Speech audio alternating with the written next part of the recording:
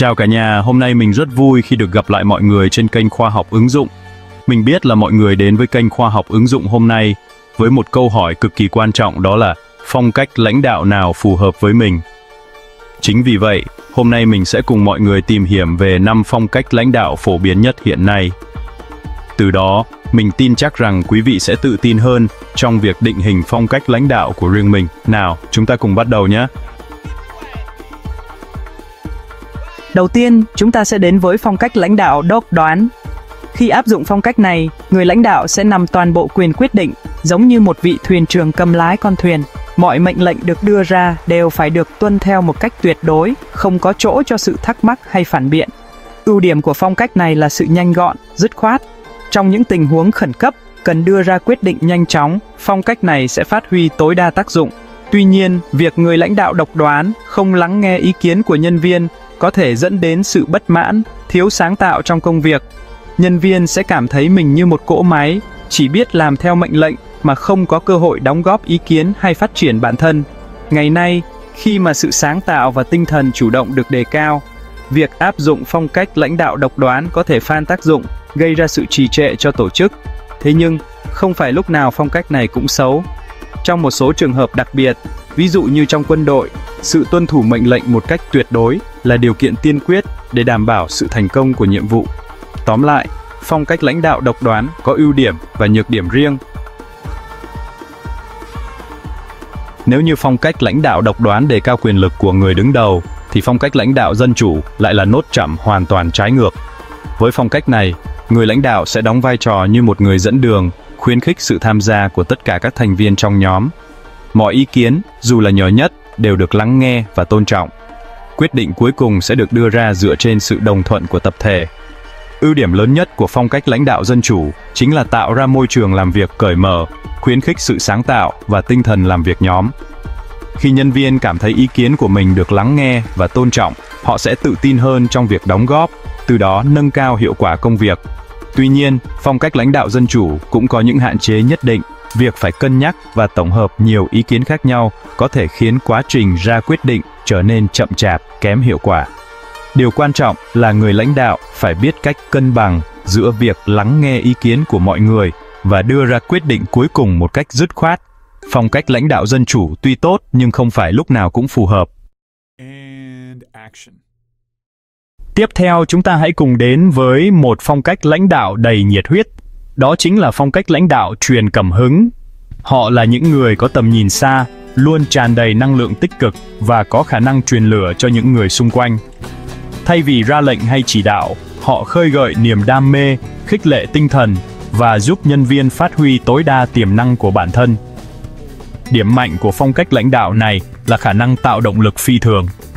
Khi nhân viên được truyền cảm hứng, họ sẽ làm việc với tinh thần hăng say, nhiệt huyết và cống hiến hết mình cho mục tiêu chung. Tuy nhiên, phong cách lãnh đạo này đòi hỏi người lãnh đạo phải có bản lĩnh, kinh nghiệm và đặc biệt là khả năng truyền đạt, thuyết phục tuyệt vời. Một nhược điểm khác của phong cách này là đôi khi lửa quá cũng có thể thiêu rụi tất cả. Việc đặt kỳ vọng quá cao, tạo áp lực quá lớn có thể khiến nhân viên cảm thấy mệt mỏi, stress và không thể theo kịp. Phong cách lãnh đạo truyền cảm hứng tuy tốt nhưng cũng cần phải có sự linh hoạt, khéo léo. Người lãnh đạo cần phải biết cách cân bằng giữa việc truyền lửa và tạo động lực cho nhân viên với việc đảm bảo sức khỏe tinh thần cho họ. Giao quyền, nghe có vẻ nguy hiểm nhưng thực chất lại là một phong cách lãnh đạo cực kỳ hiệu quả. Khác với phong cách lãnh đạo độc đoán, người lãnh đạo giao quyền tin tưởng vào năng lực của nhân viên và sẵn sàng trao cho họ quyền tự chủ, tự quyết định trong công việc. Thay vì giám sát từng ly từng tí, họ đưa ra mục tiêu chung và để nhân viên tự do sáng tạo, tìm ra cách thức thực hiện hiệu quả nhất. Có thể nói, đây là phong cách lãnh đạo thời thượng nhất hiện nay, đặc biệt phù hợp với môi trường làm việc năng động, sáng tạo. Ưu điểm của phong cách này là phát huy tối đa năng lực của từng cá nhân. Khi được trao quyền tự chủ, nhân viên sẽ cảm thấy mình được tin tưởng, được tôn trọng và có động lực để phát huy hết khả năng của bản thân. Không chỉ vậy, phong cách lãnh đạo giao quyền còn giúp người lãnh đạo giảm tải áp lực công việc, tập trung vào những vấn đề mang tính chiến lược hơn. Tuy nhiên, trao quyền không có nghĩa là buông xuôi. Người lãnh đạo cần phải có sự lựa chọn kỹ càng, trao quyền cho đúng người, đúng việc và có sự giám sát, hỗ trợ kịp thời khi cần thiết. Một nhược điểm khác của phong cách này là có thể tạo ra sự mất kiểm soát nếu người lãnh đạo không khéo léo. Việc trao quá nhiều quyền tự do cho nhân viên có thể dẫn đến tình trạng lệch đường ray, đi chệch hướng so với mục tiêu ban đầu. Phong cách lãnh đạo giao quyền tuy hiệu quả, nhưng không phải là liều thuốc tiên chữa bách bệnh. Cuối cùng chúng ta hãy đến với một phong cách lãnh đạo rất đặc biệt, đó chính là phong cách lãnh đạo phục vụ. Thay vì đặt mình ở vị trí cao hơn, người lãnh đạo phục vụ lại xem mình như người phục vụ, đặt lợi ích của nhân viên lên hàng đầu. Mục tiêu của họ không chỉ là hoàn thành công việc mà còn là tạo ra môi trường làm việc tích cực, giúp nhân viên phát triển bản thân và cảm thấy hạnh phúc. Thực tế, phong cách lãnh đạo này đang ngày càng được áp dụng rộng rãi và mang lại hiệu quả bất ngờ. Ưu điểm lớn nhất của phong cách này chính là tạo dựng được niềm tin và sự gắn bó giữa người lãnh đạo và nhân viên. Khi nhân viên cảm thấy mình được quan tâm, được trân trọng, họ sẽ cống hiến hết mình cho công việc và cho tổ chức. Tuy nhiên, phong cách lãnh đạo phục vụ cũng có những hạn chế nhất định. Việc quá tập trung vào việc chiếu lòng nhân viên có thể khiến người lãnh đạo trở nên nhu nhược, thiếu quyết đoán. Bên cạnh đó, không phải nhân viên nào cũng có thể thích ứng với phong cách lãnh đạo này. Một số người có thể lợi dụng sự tin tưởng của người lãnh đạo để trục lợi cá nhân. Phong cách lãnh đạo phục vụ tuy tốt nhưng không phải là con đường trải hoa hồng. Người lãnh đạo cần phải có sự tinh tế, khéo léo để áp dụng phong cách này một cách hiệu quả. Và đó là 5 phong cách lãnh đạo phổ biến nhất hiện nay. Mình tin rằng sau khi theo dõi video này, quý vị đã có cái nhìn tổng quan hơn về từng phong cách, từ đó có thể lựa chọn cho mình một phong cách phù hợp nhất.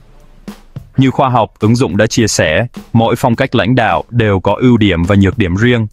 Không có phong cách nào là hoàn hảo nhất, quan trọng là bạn phải hiểu rõ bản thân, hiểu rõ điểm mạnh, điểm yếu của mình để lựa chọn phong cách phù hợp nhất với bản thân, với môi trường làm việc và với mục tiêu mà bạn muốn hướng đến. Hãy chia sẻ với khoa học ứng dụng phong cách lãnh đạo của bạn là gì bằng cách comment bên dưới nhé. Và đừng quên like, share và subscribe kênh Khoa học ứng dụng để ủng hộ tinh thần cho mình ra thêm nhiều video bổ ích hơn nữa nhé. Còn bây giờ thì xin chào và hẹn gặp lại quý vị trong các video tiếp theo.